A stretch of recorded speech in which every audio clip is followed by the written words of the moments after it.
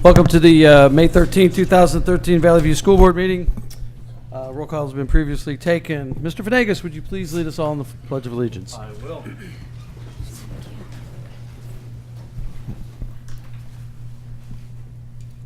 I pledge allegiance to the flag of the United States of America and to the republic for which it stands, one nation, under God, indivisible, with liberty and justice for all. Starting from my left, Ms. Sikora, could you do the board affirmation if you have it up? The mission. Mission statement. Our mission is to ensure that all students are prepared for college and a successful life, academically, socially, and emotionally, as well as equipped with the necessary tools to have options and make decisions about their long-term goals. This will be accomplished by believing and working towards all students learning through rigorous curriculum and meaningful, effective instruction, consequently demonstrating mastery on a high-quality assessments with all stakeholders being held accountable throughout the process. Next, Dr. Mitchum, agenda approval. Mr. President, I would like to ask the board to approve the agenda as presented. Motion? So moved. Second. Motion and second. Is there any discussion on the agenda? Roll call vote, please. Member Venegas, Yes. Member Campbell, Yes. Member Sikora, Yes. Member Felice, Yes. Secretary Hansen, Yes. Vice President Gugis, Yes. President Quigley. Yes. Treasurer's report.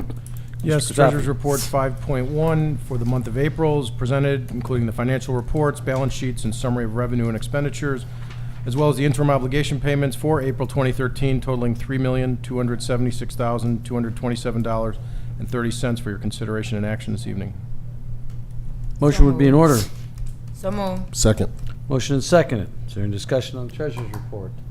Hearing none, seeing none. Roll call vote, please. Member Venegas, Yes. Member Campbell, Yes. Member Sikora, Yes. Member Felice, Yes. Secretary Hansen, Yes. Vice President Gugis, Yes. President Quigley. Yes. Treasurer's Action Report 5.2 is a schedule of bills for May 2013. We've got 5 funds listed there: Education Fund, Operations and Maintenance, Transportation, Capital Projects, and Food Service. Total bills payable for the month, $2,228,706.23 for your consideration. Motion. So moved. Motion and seconded. Is there any discussion? Hearing none, seeing none. Roll call vote, please. Member Venegas, Yes. Member Campbell, Yes. Member Sikora, Yes. Member Felice, Yes. Secretary Hansen, Yes. Vice President Gugis, Yes. President Quigley. Yes. The remaining treasurer's reports are the summary of investments for April, the state funding update for May 6, 2013, and the school trust account activity. I think it is worth noting, if you haven't noticed, that on the state funding update, for the first time in almost 2 years, we are just $86,000 behind in collections. So we are basically where we are supposed to be. I'm guessing the state has been able to pay or catch up, if you will, on its backlog of bills, and so now that leaves us with the remaining question is, will we receive a fourth and final payment before June 30? You may recall in years past, we've given ourselves until August 15th to book those revenues into the prior year per our accrual standards of accounting, and so there's a likelihood, a good likelihood, that we will be caught up prior to that time period. So What did we do with the money that we were owed from 2 years ago? Did we just decide that we weren't going to catch that up? There was a missed payment in there, correct? really, it's accounted for as a receivable, but it doesn't show up in our cash report, if you will. What was the amount? It was over $4 million. Yeah. Okay, so we're still owed, sort of, but we probably. Well, right now, no, we are up to date and caught up, and so that will flow That to our includes bottom that line. payment from 2 years ago? Correct. Oh, Correct. Now, again, the question remains is, will we receive Will we get the last a payment? fifth payment, if you will, this year? before the end of fiscal year, June 30th, correct? Correct. Thank you.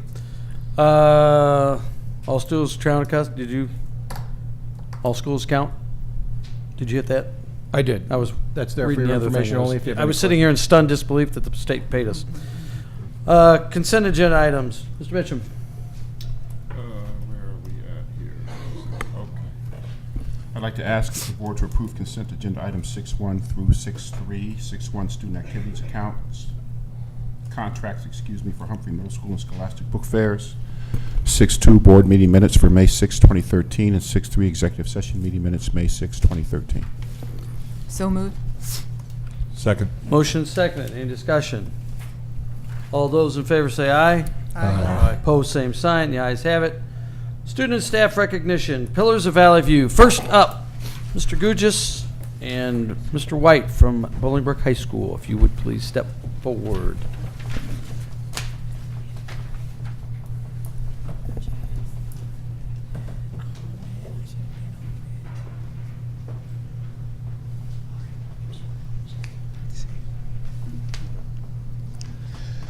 Good evening, Board of Education, senior leadership, and community members. It is my pleasure to introduce Ms. Chris Breen, the Guidance Department Chair, who will be recognizing Tim Hilton and Pete Noel as Pillars of Valley View. Thank you.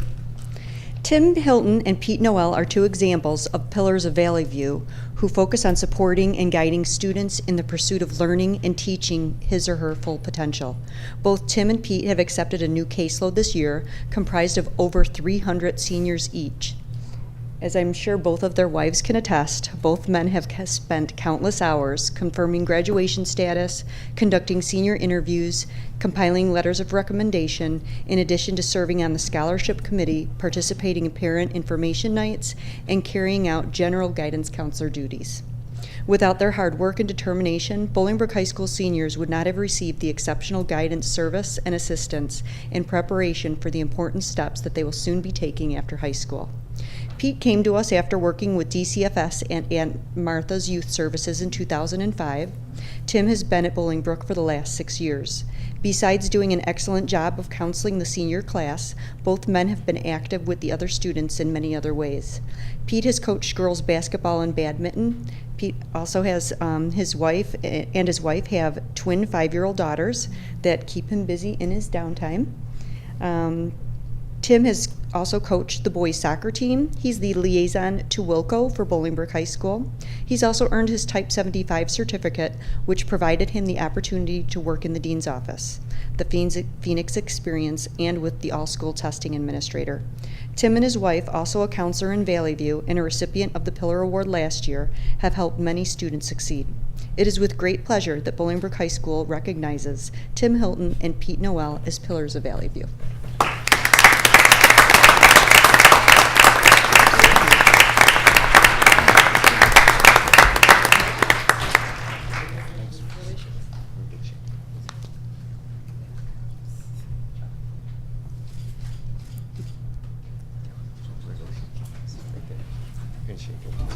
Can we have his Pete and Tim's wife stand up, please? Can you stand up and the little ones? Can you show the little ones? Thank you. While he's walking away, I want to congratulate Mr. White on, don't throw anything, it's not his fault, but his son was signed by the Green Bay Packers 2 weeks ago, I believe. Congratulations to Miles. This weekend, his twin brother was signed with the Oakland Raiders as well. So Very I have nice. an Oakland Raider and So Mitchell and Miles Okay. both are signed Signed. with NFL yeah, camps. they Very made it nice. through the mini camp. Now they got to go through summer camp. So they may Well, do that. Thank I you. know I know you'll be driving up on Sundays towards Green Bay. Congratulations on that.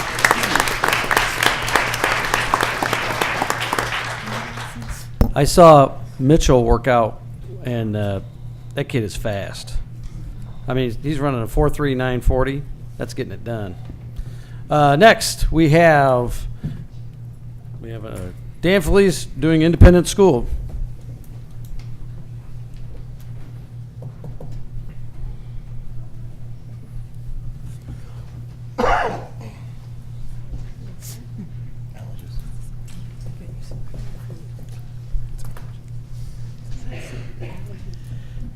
Dr. Mitchum, Senior Leadership and Board of Education. Independence Elementary School is proud to recognize the contributions of Mrs. Kimberly Coltis by naming her as a Pillar of Valley View. As the art teacher at Independence, Mrs. Coltis does so much more for students than just teach the art curriculum. Mrs. Coltis connects art lessons to curricular areas and works with teachers to bring art into classroom lessons. A recent example of this was her support for our 4th and 5th grade bilingual students in making costumes for the Cinco de Mayo Assembly reenactment of the Battle of Puebla. Through her instruction, our library has been enhanced with sculptures modeled after the work of Dale Chihuly.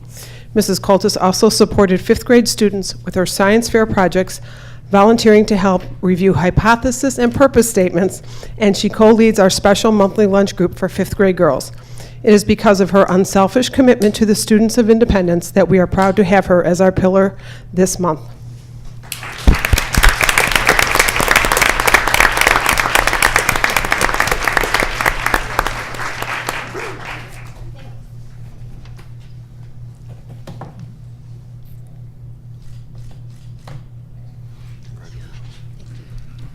And last but certainly not least, Brooks Middle School, Dr. Woods and Member Sikora.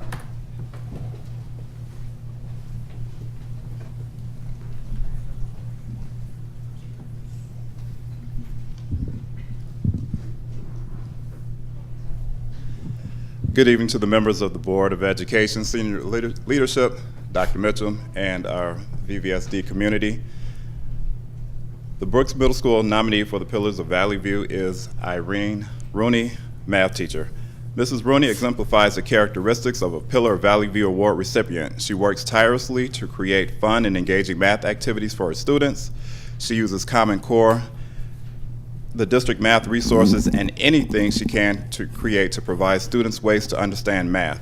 She gives up her time before school, during lunch, and after school to provide tutoring and retake time. She stays at work until she completes all that she needs to. She volunteers her time to help newer math teachers become accustomed to the math curriculum. She serves as a member of the PBIS committee and provides valuable time and energy creating ways to promote positive behaviors within our school. This summer, she helped write common assessments so that all math teachers in the district had access to them for this current school year. Irene serves as a positive role model for her colleagues and is always humble in her approach when putting forth ideas to help students succeed. She challenges her students and they love having her as a teacher. When asked why she does what she does, she simply states, "I do it for the kids." It is a pleasure to know and work with Irene. She is an asset to Brooks Middle School and Valley View District 365. Thanks, Irene, for all that you do.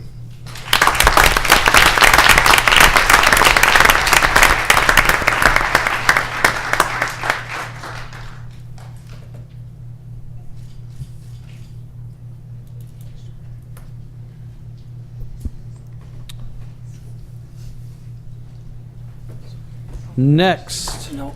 Nope.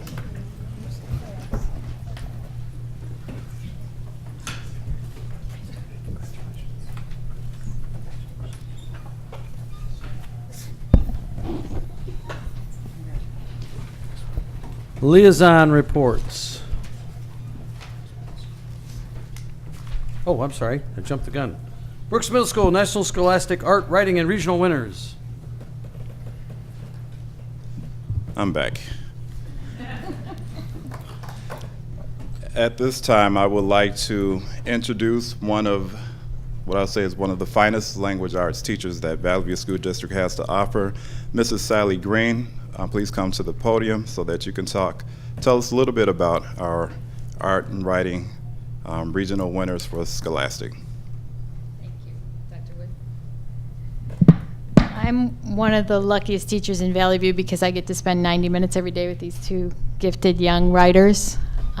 They are naturals. Many years when I help students prepare pieces for the writing competition, I spend a lot of time doing that, and that was not the case with these two young ladies. They did not need me. Katie Chaika, come here, Katie. Katie wrote two pieces actually when she was in the 7th grade that she entered this year, and she's an 8th grader this year. So she did a multimedia piece about bullying, which received an honorable mention. And she also wrote an essay about texting and driving, which won her a silver key in this competition. So, did I get them switched? Yeah. Multimedia the was got the silver. Okay, all right. I told you I didn't know anything about this. And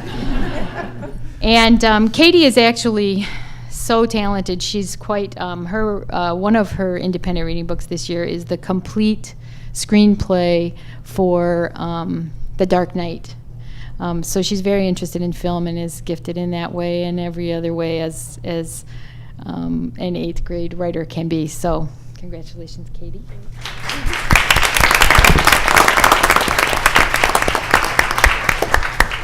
And Sarah is an incredibly gifted poet.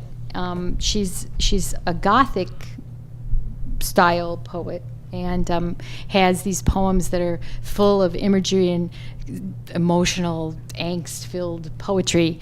And she and I conferenced a little bit on her piece, and I gave her some advice about maybe having a person in the poem. And I gave her some advice that I often do, but I left it at you are the artist and you decide in the end what is right.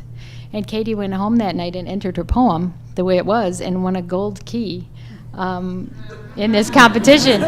So I'm glad she listened to me and listened to her own gift, which is really very unique, special. Scholastic Art and Writing Awards, 1,600 kids in our region enter.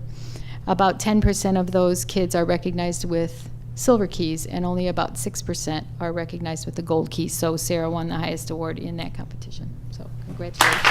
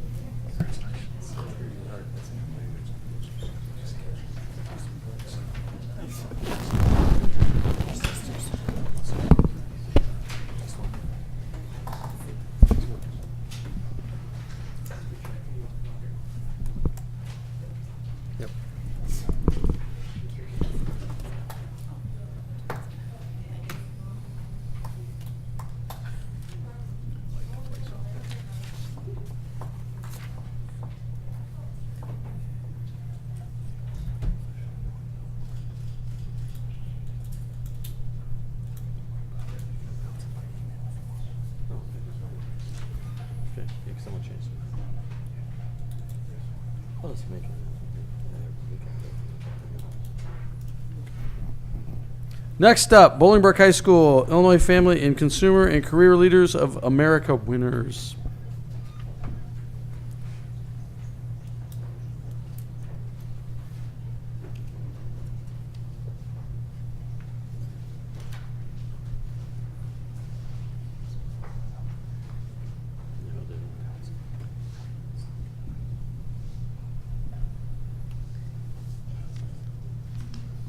Good evening, Valley View School District, the board, members of the community, and the family members.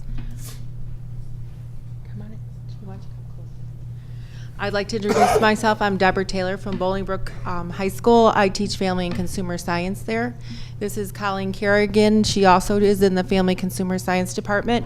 We are co-advisors to Family and Consumer Science, and I am very proud to be here with 10 national, regional medal winners. So I'd like to start with our one person, Phoebe Mandala, who has actually she's not here tonight, but she actually got a gold at regionals and a gold at state, and she is going on to the national competition in Nashville this summer. So that's Phoebe. Then I would like to introduce Cassidy Gold, Milan Jones, and they also obtained gold medals in fashion construction at the Family and Consumer Science, the FCCLA convention at State in Springfield this year, and they got a gold.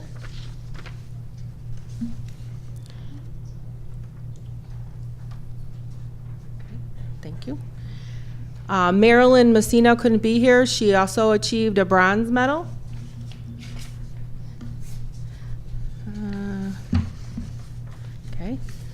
Do it this way. Yahida Quinos, Tiana Jones, also were contenders at the FCCLA state event, And they participated in pastry arts, and they won for their talents and skills in cake decorating. Hyra.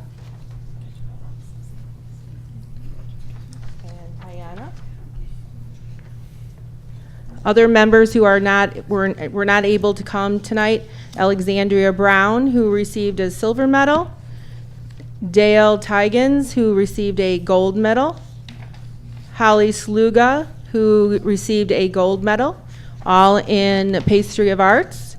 And we also have one other event member, and that was Giselle Pisano, who got a bronze medal in Culinary Arts, where she competed with hot foods on a team of other school members from other school teams. And she competed at state, and that's Giselle. So congratulations to all these wonderful girls.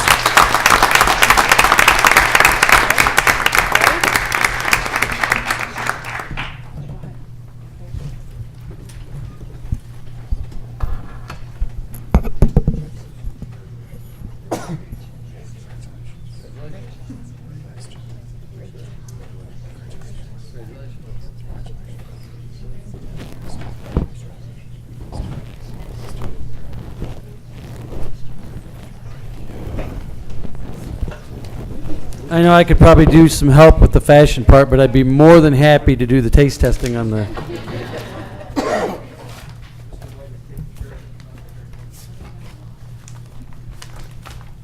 Board liaison reports, while they're doing their picture. I have individually talked to most of the members or via email about board appointments to committees. Once that is all finalized, we'll have a list next week. I'll send it out to the board members if they have any follow-up questions, what have you. We're probably going to take a couple of committees off that we currently have on as committees, just because we're not really doing any land acquisition or building new buildings, that type of thing. So those committees really aren't necessary right now. But hopefully by the next meeting we'll have that all straightened out. And anyway, while we're at it, if there are any liaison reports, I do have one from the General Assembly. House Bill 494 was moved out of the Senate committee, is now on second reading. That is the bill that will put a 12-month moratorium on virtual charter schools to allow for discussions over the summer and fall. And we'll see where that goes if it gets out of the Senate and if the governor will indeed sign that into law. So if there's any other reports, I don't think there are, but if there are, jump right in. Moving down the agenda, audience participation. Is there anybody who wishes to address the board this evening? Seeing no one. Moving down the agenda, action reports. Dr. Mitchum. Mr. President, I'd ask that the board approve student due process case A as presented. Motion. So moved. Second. Motion and second. Is there any discussion? Hearing none, seeing none. Roll call vote, please. Member Venegas? Yes. Member Campbell? Yes. Member Sikora? Yes. Member Felice? Yes. Secretary Hansen? Yes. Vice President Gugis? Yes. President Quigley? Yes. Mr. President, action item 10.2.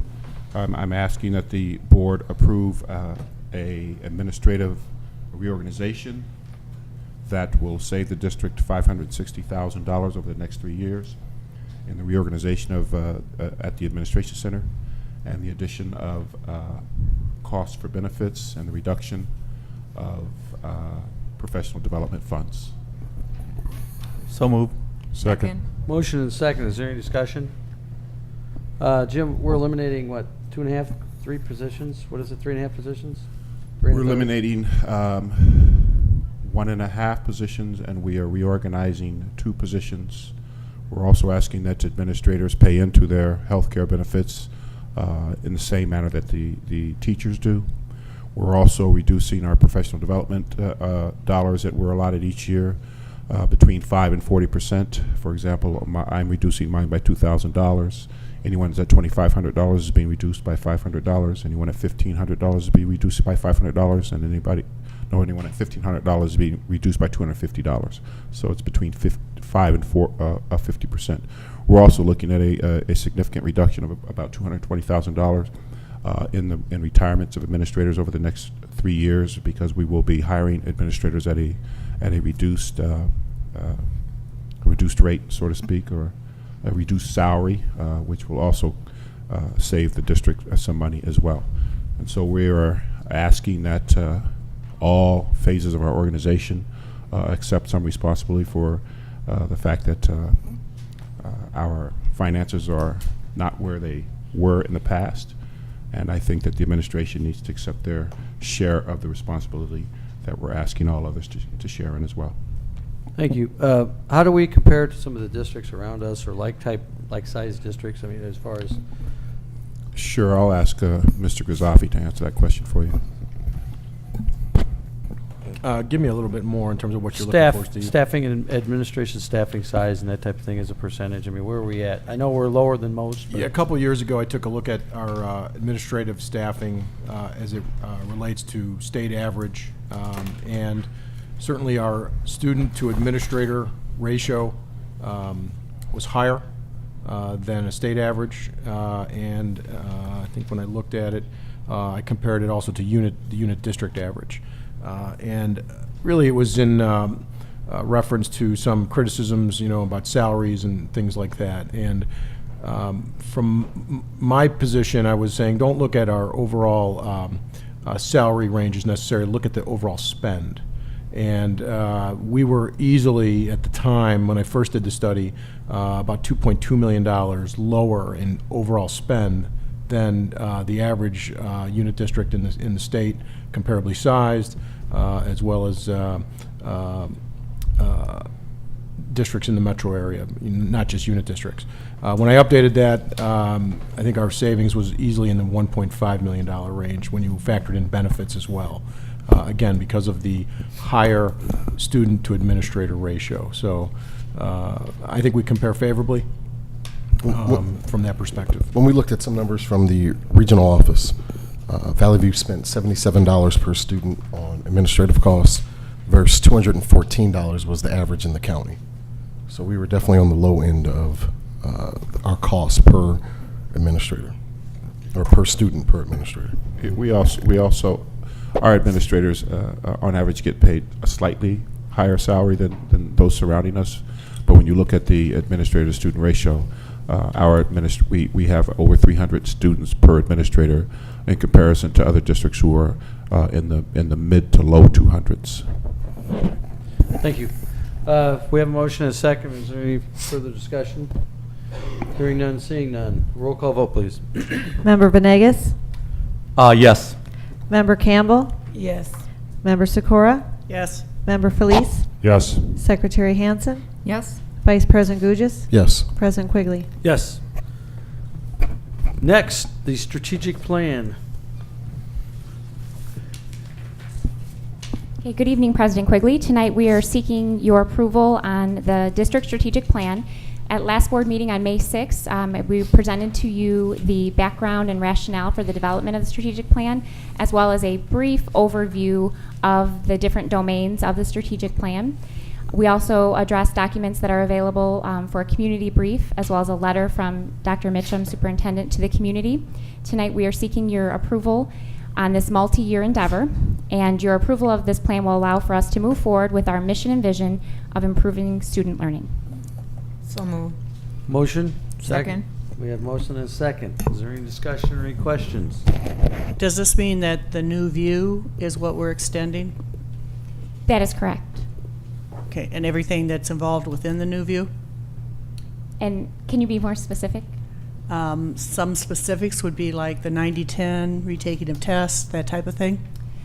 What is not changing is our vision and mission for student success and for ensuring that our students are supported to learning. In terms of policies and procedures and the steps that we take to get that done, that is a collaborative effort that we undertake with the Board of Education, with our community, to make sure that we are most impactfully affecting our students' outcomes. Okay, thank you. If there's no further discussion, roll call vote, please. Member Venegas? Yes. Member Campbell? Yes. Member Sikora? Yes. Member Felice? Yes. Secretary Hansen, Yes. Vice President Gugis, Yes. President Quigley. Yes. Next, Mr. Grizzaffi, little building maintenance. Yes, 3 actions this evening, beginning with the school maintenance project grant for the BJ Ward exterior entrance. The entranceway is original to the building. As is indicated in the grant application, we are trying to take advantage of a program that the state is offering to match up to $50,000 project expenditures. And so we've identified the BJ Ward entrance as a health, life, safety issue. It doesn't fall under an emergency project, which is the #1 priority that the state assigns, but we feel assigning it a #2 health, life, safety violation, if you will, we will have a good chance at procuring a $50,000 match grant. The project is estimated to cost $120,000, and so one of the requirements is that it is formally approved by the Board of Education. So we are recommending authorizing the maintenance project at BJ Ward Elementary. So moved. We have a motion? Second. Second? Any discussion? Mr. Grizzaffi, if we don't get the grant, will we still do the project? Most likely we will. It is beyond its useful life, if you will. It does not meet current ADA requirements. We are grandfathered in, but we'd certainly like to bring it more into modern code. And so, Mike, is this part of it is part of the summer schedule? So yes, the answer is yes. Any other discussion? Not, we have a motion and a second. Roll call vote, please. Member Venegas, Yes. Member Campbell, Yes. Member Sikora, Yes. Member Felice, Yes. Secretary Hansen, Yes. Vice President Gugis, Yes. President Quigley. Yes. Second action report is the computer device refresh for FY14 Phase 1. This is the action that follows the information report that was presented to you at our last meeting. At that time, we had indicated we would bringing forth this action to purchase 770 Dell laptops for staff use at a cost of $345,000, along with various peripherals. Total cost was $382,700 to be leased for a 5-year period with a interest cost not to exceed 1.25%. And so we are asking for your approval for that action this evening. So Motion. moved. Second. Motion and seconded. Is there any discussion? Hearing none, seeing none. Roll call vote, please. Member Venegas, Yes. Member Campbell, Yes. Member Sikora, Yes. Member Felice, Yes. Secretary Hansen, Yes. Vice President Gugis, Yes. President Quigley. Yes. Final action this evening is a recommendation to approve Resolution 1461, Adventist Hospital Tax Refund Distribution Agreement. A little bit of history here. Senate Bill 2194 was signed by the governor on June 14th, 2012, which allowed all hospitals in the state who met certain criteria to be granted tax-exempt status. As indicated in the cover memorandum, the bill's most onerous aspect was that it allowed hospitals to apply for retroactive exemption of property taxes. And so we are being asked to refund 3 years of property taxes that the hospital had paid under protest, if you will.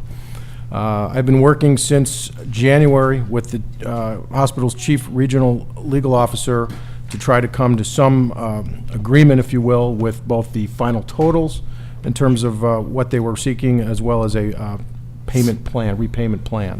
And so after many emails and phone conversations back and forth, we have today a agreement that allows us to pay the $4.8 million refund over 4 years, rather than 3 that was originally being offered. We have also agreed to not have to pay the statutory allowable interest on that monies, which could have been as high as 6% annually. And so this is about the best we can do, if you will, considering the circumstances. They were very concerned about the impact, if you will, the perception that it's the big bad hospital, but it's something that they have been pursuing over the years that they've established residents, if you will, in the community of Bolingbrook. And so it's always been part and parcel of their operation to not have to pay taxes. It's unfortunate that it took this long to work its way through the court system, and the fact that it's a retroactive penalty, if you will, to the taxing bodies, not just Valley View.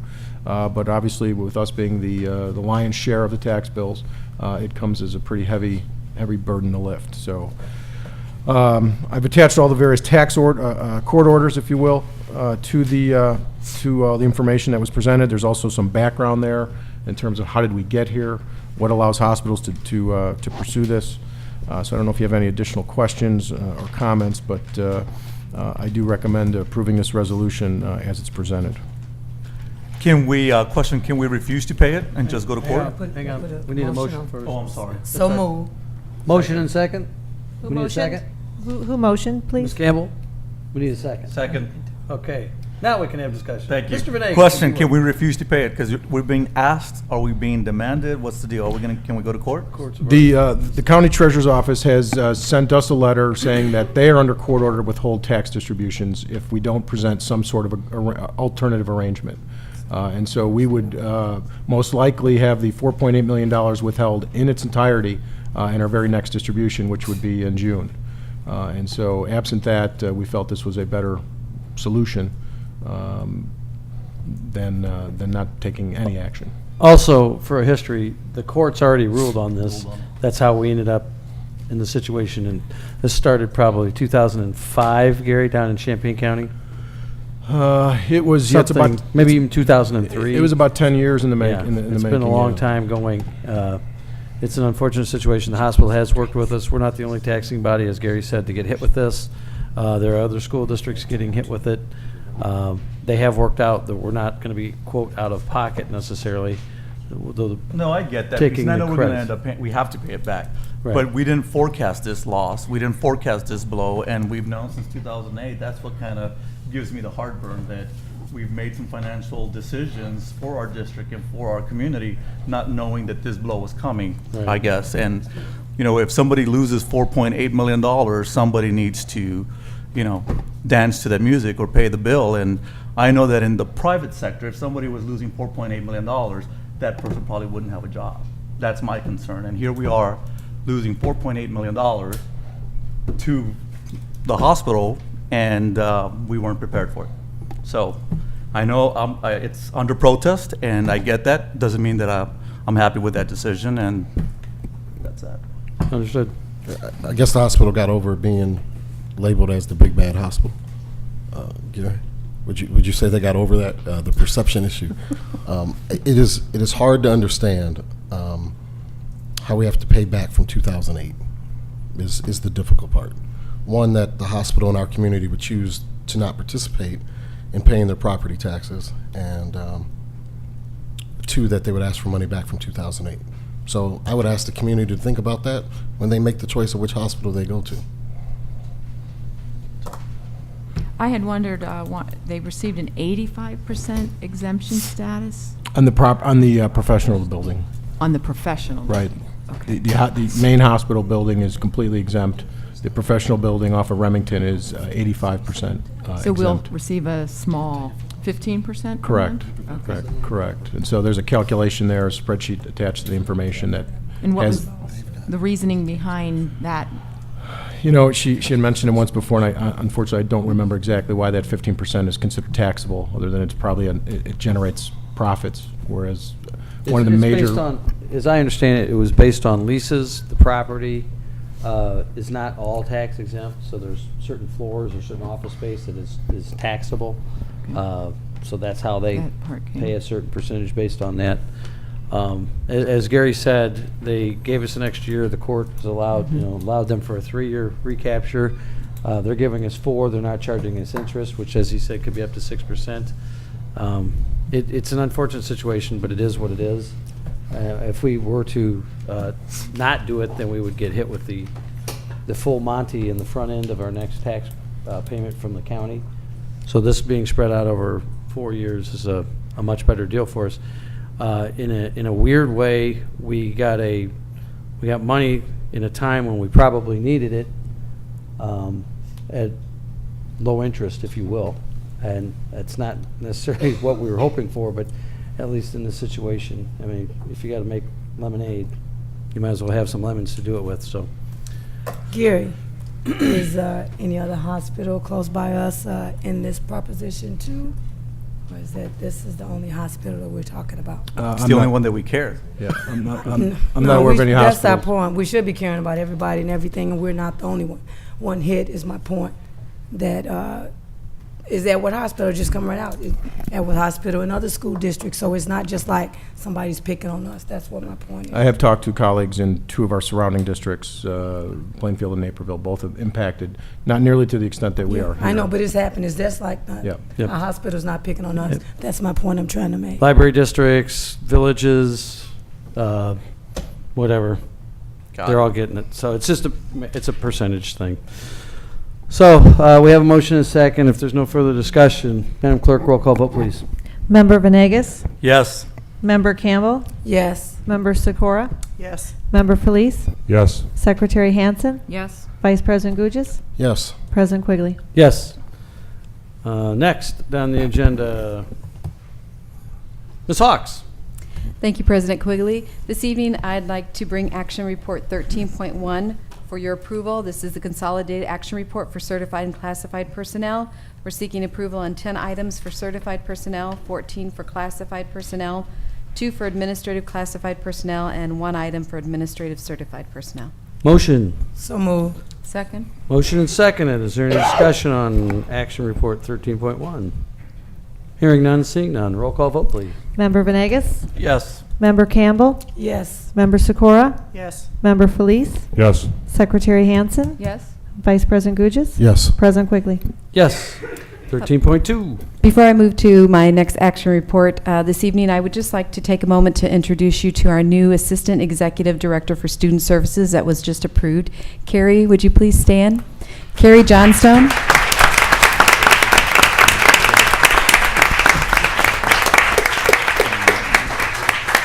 Carrie is currently a Student Services Administrator for the district. She's been in the district for many years, and she brings a wealth of dedication, passion, and commitment to the position that she's going to be taking, and we're so excited to have her. Welcome, Carrie. On to my next action report. Action Report 13.2, Resolution Number 1459, asking for your approval this evening to authorize the honorable dismissal of educational support personnel employee. So move. Second. Motion and seconded. Any discussion? Hearing none, seeing none. Roll call vote, please.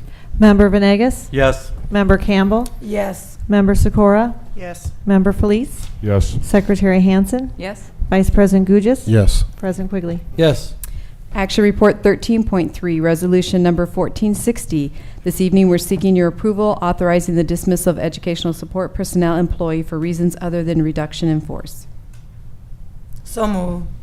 Second. Motion and second. Any discussion? Hearing none, seeing none. Roll call vote, please. Member Venegas? Yes. Member Campbell? Yes. Member Sikora? Yes. Member Felice? Yes. Secretary Hansen? Yes. Vice President Gugis? Yes. President Quigley? Yes. And Dr. final action report, 13.4, sorry. Resolution Number 1462, authorizing the reduction of work hours of educational support personnel employee. We're seeking your approval for that this evening. So Motion. move. Second. Motion and seconded. Any discussion? Roll call vote, please. Member Venegas? Yes. Member Campbell? Yes. Member Sikora? Yes. Member Felice? Yes. Secretary Hansen? Yes. Vice President Gugis? Yes. President Quigley? Yes. Next, Ms. Kinder is running to the microphone. High School Compass Learning. Yes, President Quigley, thank you. Good evening. Tonight I'm bringing to you an information report on High School Compass Learning. This is item 14.1. Tonight I'm bringing forward this information prior to seeking your approval for the purchase of an online learning platform through Compass Learning for both high school campuses to include Bolingbrook High School and Romeoville High School. Just wanted to give you a little bit of background and rationale. You may be familiar with Compass Learning because we do use this tool at the middle school, and you've heard us refer to it as Odyssey. Odyssey is one of the tools that Compass Learning provides to us. A little background and rationale. We are all very aware that our students need to meet increased academic expectations in alignment with the Common Core state standards in preparation for post-secondary life. Our vision and our mission in Valley View is to make sure that our students are prepared for life after high school, and that is academically and socially and emotionally in a balanced way. Tonight, this item focuses on that academic piece. We know that additional tools are needed at the high school level to allow teachers flexibility in meeting student need for intervention and targeted support, as well as accelerated learning. Compass Learning is currently in use at the middle school level, and it's showing promising data, which I'll be sharing with you in more depth in May once we have the final spring map data collected. And we know that our students are benefiting from the use of Odyssey in addition to their classroom instruction. So we are seeing significant gains in our students who are currently using this tool in our middle school enhancement program, and that's referring to Odyssey. At the high school level, we have no standard universal secondary or tertiary academic interventions aside from allowing our students extended time, tutoring, one-on-one support, reteaching. All of those things are very important, but we have no specific tools that we use for intervention. The opportunity for virtual learning is only available to a small portion of our students. It's a very small scale basis, and that's for students who are enrolled in the Phoenix program. And we have a high school resource team of special education teachers and administrators who have looked into how Odyssey is being used at the middle school level. And we also completed some phone interviews and are in the process of completing those now, gathering information on how high schools in our area and throughout the state are using Compass in a variety of ways. Our goal is to provide a comprehensive support to students to meet and exceed the academic demands of college and career readiness. We know that we have a lot of work to do.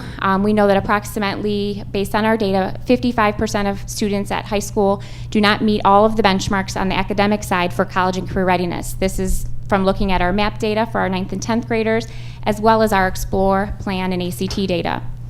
So while we know at the heart of this, the most important thing is what's going on in the classroom, we are feverishly working on that. We are feverishly working on curriculum development and on strengthening instructional practices in the classroom, and this is an ongoing process. This is definitely not an overnight endeavor that we are undertaking. We also know that a targeted intervention solution is needed to support core instruction to address the areas in need.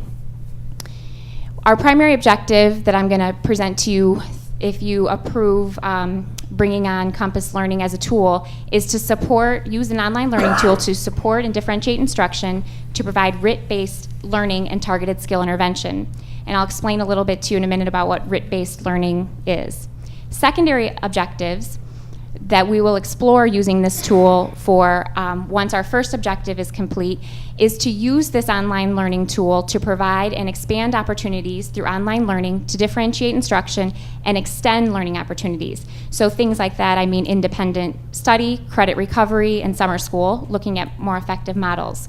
We'd also use this tool to look at ways to differentiate instruction to enhance learning, such as offering additional advanced placement courses and accelerated learning options for our students who are ready. So tonight I'm going to focus just briefly on that primary objective in green, and that's to provide some targeted skill intervention with this very valuable MAP data that we have. I've been at the podium before explaining to you what we were looking at in a program when we looked at our middle school needs, and those needs are no different here. We want something that is research-based, data-driven. We want to be able to target individual student need. We want to keep in mind the increased expectations with Common Core standards.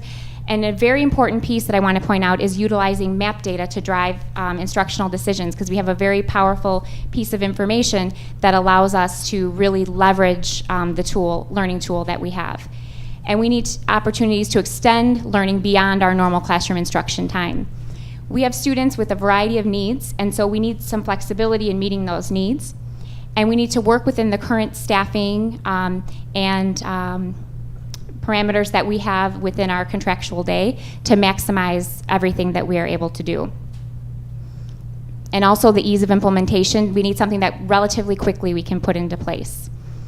My recommendation that I will be bringing forth is to purchase site-based licenses for both high schools. This will enable our students to have access, much like our middle school students do. So our 8th graders who are coming up to high school would be able to retain that access. They can access the Odyssey program 24 hours a day, 7 days a week. They can use it from home. We have 8th grade parents who are asking us if they'll be able to continue using this tool. And we also want to blend it into what we are doing throughout the school day. The purchase would include the ability to incorporate map data. So basically, we would dump our map data that we have for our 9th and 10th grade students. Next year, we would have it for 9th, 10th, and 11th graders. And it would create an individualized learning path for students based on their need and areas of strength through the Odyssey program. It gives us access to spiraled language arts and mathematics curriculum. What that means is there is a whole index, so to speak, of curriculum, and that based on student need, things will be selected, activities, lessons, and assessments that are particular to that student. So if it needs to select from a level above or a level below where that student is, we are able to do that. We also have access to high school curriculum for the following courses: Algebra 1, Algebra 2, Geometry, English 1, 2, and 3. And we have access to reporting features to monitor student progress and outcomes. And then we have access to some professional support, some coaching through Compass Learning to train our teachers.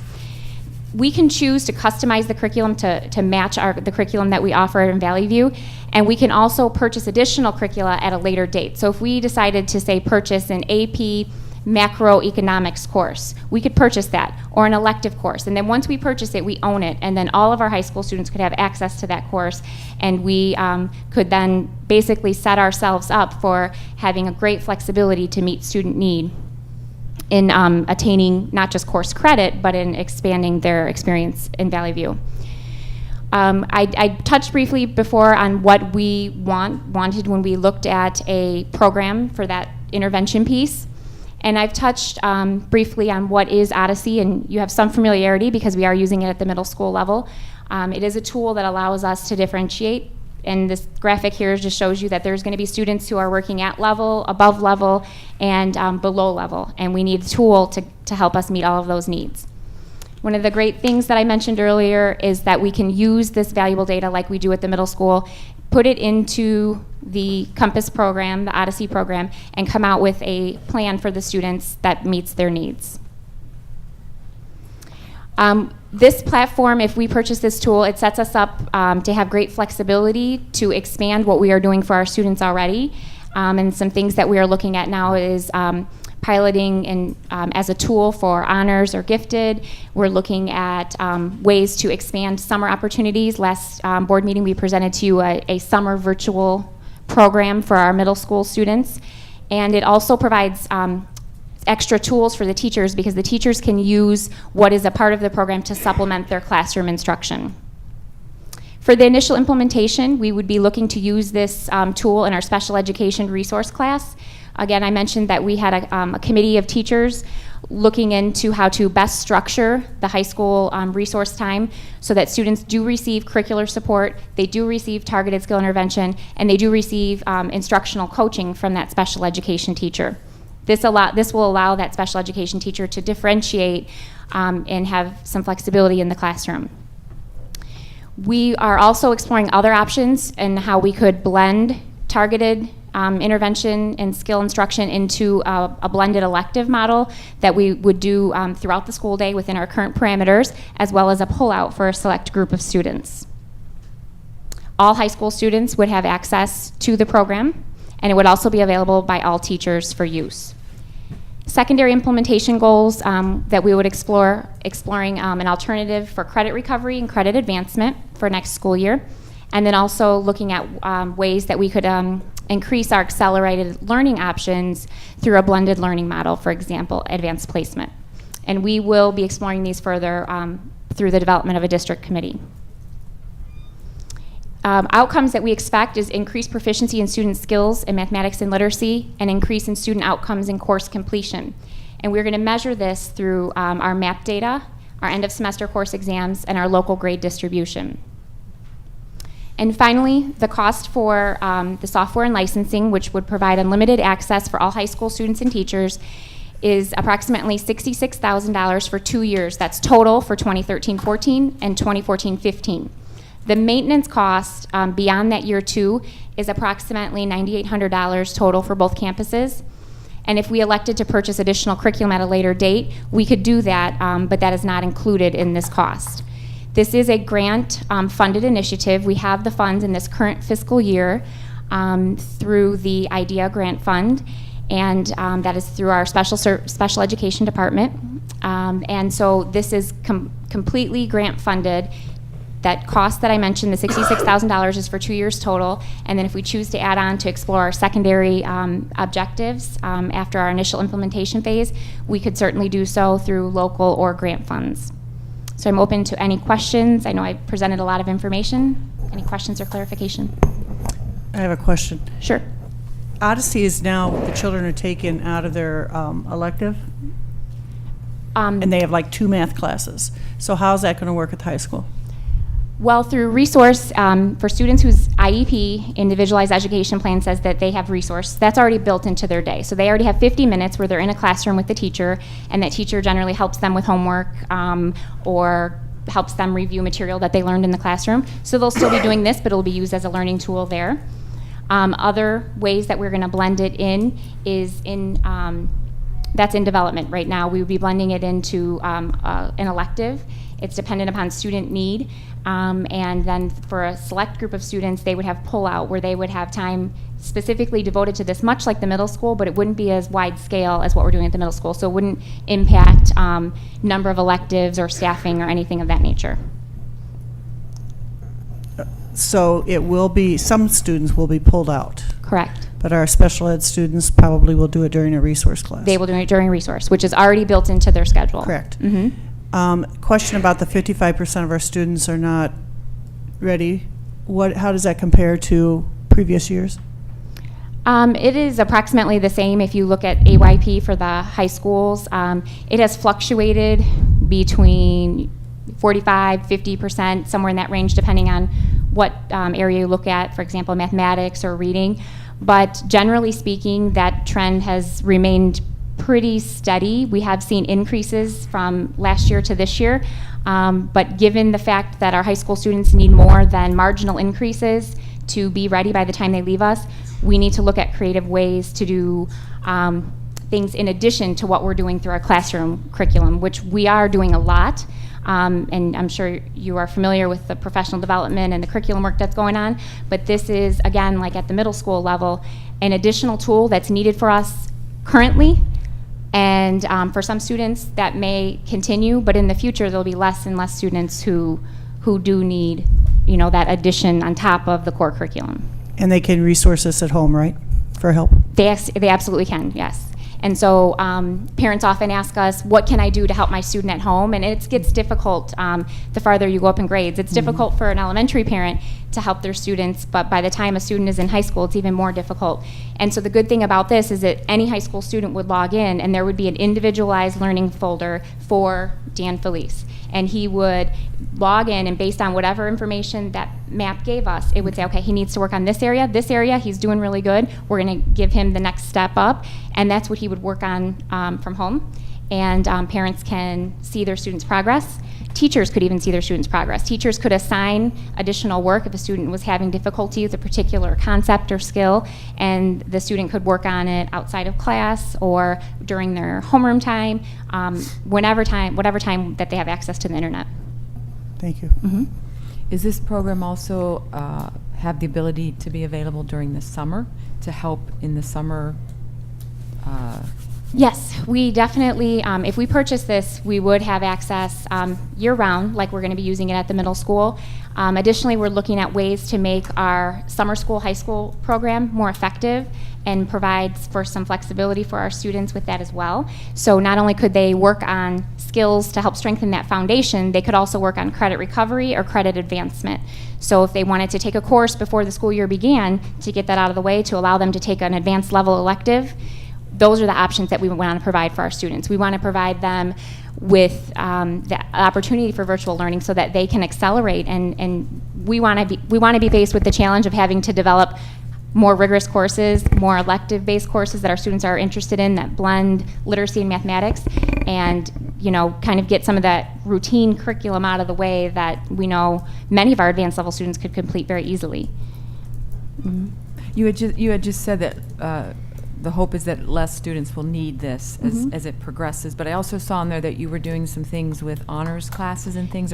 So is it the fact that as the students improve, as there's some improvement from year to year, that more of what will be used here is for the advanced learning than for? Right. So how we use online learning right now, our first objective is to support it as an intervention for students who need additional support.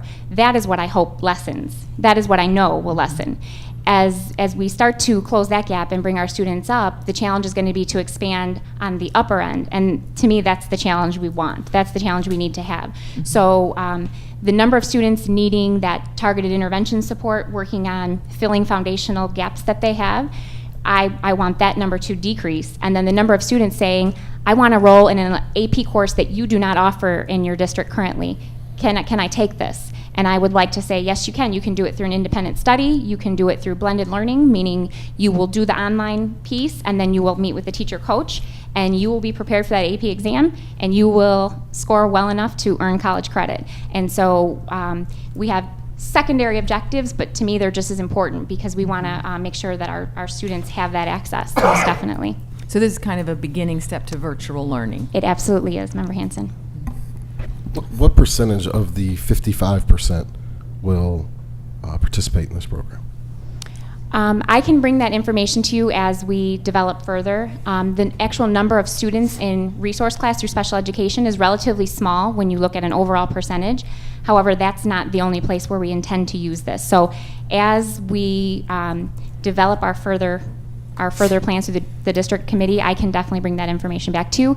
But to answer your question, tonight, if it were approved, 100% of students would have access to it. How and when we sit them in front of the computer and give them access and monitor their usage of the skill-based piece, that is what we're working on. And then in terms of credit recovery, we have several hundred students at each campus that take credit recovery each semester, and another approximately 600 students plus that take courses in the summer. So not that we would replace all traditional offerings, but we potentially could touch a great percentage of the population of our students with an online learning tool, with a virtual solution. Can you define success at the end of 2 years? Can I define success at the end of 2 years? It's really dependent on the program, and because the first objective is with the special education resource, that's dependent on the individual learner. There are some students with cognitive skill deficits that their definition of success is going to be different than the definition of success that the ACT defines as a benchmark. So I can give you, I can provide you at the next board meeting a more specific answer, but again, it's difficult when I'm referring to special education students because it's dependent on their individual goals, and that's really down to their IEP. Clearly, Member Googes, the expectation would be that at the point in which we collect baseline data in comparison to previous year's data, we would expect that those students at the time we summatively assess them would be further along on the spectrum than they would have been without the intervention or the support.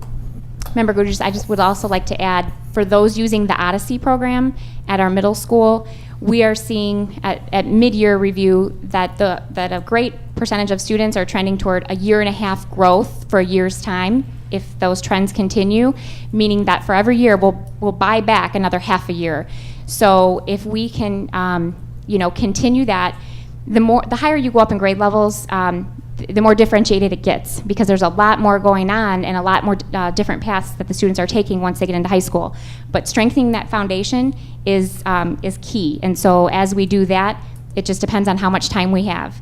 And so as our students come up the ranks, that need should be less and less. But for our students who are caught in the middle right now, we're going to take every effort we possibly can to buy back some of that time and then build even on top of that. We've seen the success of Odyssey at the middle school level. I just want to make sure with whatever program we roll out that we have a definition ahead of time of what success looks like, and then we measure that. And if we're getting it, then we continue the program. If we don't, for our students, we can't be afraid to try things that fail ultimately, but we need to make sure that we define what success is, what failure is, and move for our forward high from school students in special education resource, my definition of success for them is for them to meet or exceed their IEP goals. And that is dependent on individual learner. Thank you. Any other discussions? We have a motion on this? This is just information Oh, this evening? Information only, that's Mhm. right. Yeah. Is there any other questions? Of course, if you want to vote yes, we'd be more than willing to. Sure, we'll be happy to roll. Okay. The attorney says we have to do that at the next meeting. Thank you for your time. Thank you. Nice presentation. Moving down the list, legal services report. Mr. Alperin. No report this evening. Thank you, Mr. President. Association reports, AFT. No report. Thank you. Valley View Council. No report. Thank you. Valley View Office Personnel Council. No report. Thank you. Old business before the board this evening. Any new business before the board this evening? Any questions from the public on actions we have taken this evening? Any announcements by the board? Any and all, please. I'd like to wish happy birthday to Member Hanson. It is her birthday today, so happy birthday, Member Hanson.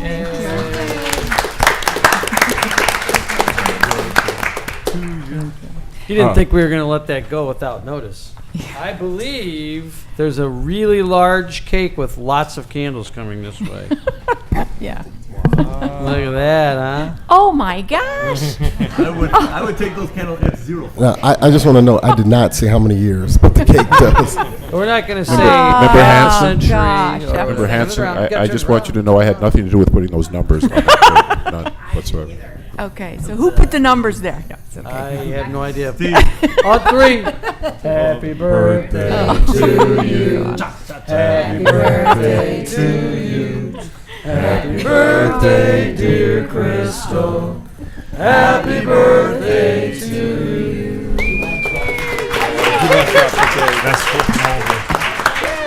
Cake at the back of the room after the meeting. I'm sure this is not how you planned to spend your 50th birthday when you were No. thinking, No. 5-6 years ago, I'm going to spend my 50th birthday. For the record, let it be known that President Quigley is the one that mentioned the number. That number was not mentioned for the record until just now. That's okay. I had a couple of quick announcements before we enjoy the cake. One to Pioneer and to Brooks Middle School. I'm looking very forward to our tours tomorrow and looking forward to a very educational process. Just remember, I'm not the sharpest knife in the drawer. So.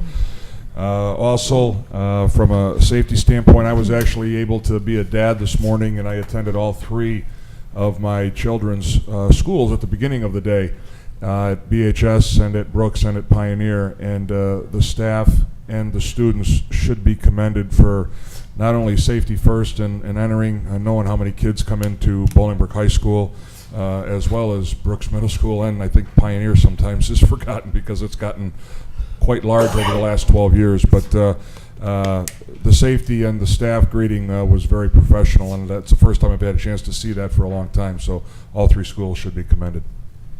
Thank you. I wanted to just say I had attended the multicultural musical program, and with Principal Miss Santa Wilson and Miss Tucker, assistant principal, who's here over at Tibbet. It was a wonderful experience. You guys did just a fabulous job of a multicultural musical program, and they had all week we're doing around the world passports, and the kids had worked really hard at having each different country, and it was just a great presentation. But in addition to that was the fact that they also had done have the halls lined with all the teachers' universities, and that was really, really cool.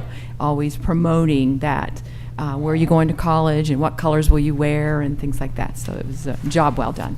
Excellent. Member Hanson, did you get your passport stamps? I did not, because I didn't get there during the week. So they said that next week they will get my next year I will get my passport. So it's fabulous. Apparently you did, Mr. Gugis. Real Not this quickly, year. there are a bunch of awards ceremonies for the various schools in the district coming up this week and partly of next week. Please check the websites for the various schools for the awards nights. And also, the Romeoville Chamber of Commerce is hosting its monthly luncheon at the RHS High School tomorrow at 11:30. If you wish to attend, please contact Mr. Kinder, Mr. Randa in the back, and let them know via email if you will be attending. You have to check in at the office if you're coming, so we don't have people wandering around the building that shouldn't be there. Any other announcements by anyone of the, Ms. Kinder? I do have one announcement. I'd like to invite all the community out to our community forums to be held Tuesday, May 21st at Lukanzik Middle School at 6:30 p.m. and Thursday, May 23rd at Bolingbrook High School at 6:30 p.m. This is an opportunity to hear about the progress that we've made in Valley View, as well as provide us your feedback and input on how you can support us in the process and how we can best support you. So again, that is Tuesday, May 21st at Lukanzik Middle School and Thursday, May 23rd at Bolingbrook High School. Thank you. And one last but not least, certainly, graduation, middle school graduation promotion, as it's called, is May 30th at the various middle schools. June 2nd is the high school graduations, 1 p.m. at Brooks, BHS, and 4 o'clock at Romeoville High School. So I think that's it. And are there any announcements from the public this evening? Hearing none, seeing none. Any announcements by the board? We've done that. Administration, done that. Motion to adjourn will be in order. So moved. Second. Motion is second. All those in favor say aye. Aye. Opposed, same sign. The ayes have it. We stand adjourned. Have a great